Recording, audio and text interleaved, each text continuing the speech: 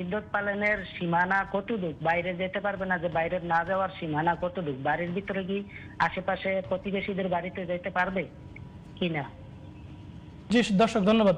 এই স্ত্রীলোকের যদি স্বামী মারা যায় তাহলে তার জন্য ইদ্যত কতদিন পালন করতে হবে, এবং এই অবস্থায় তিনি তার প্রতিবেশী এবং তার আত্মীয় স্বজনদের বাড়িতে যেতে পারবেন কিনা? জি, আপনাকে ধন্যবাদ। আমাদের জীবন ঘনিষ্ঠ অত্যন্ত সুন্দর একটা কোশ্চেন।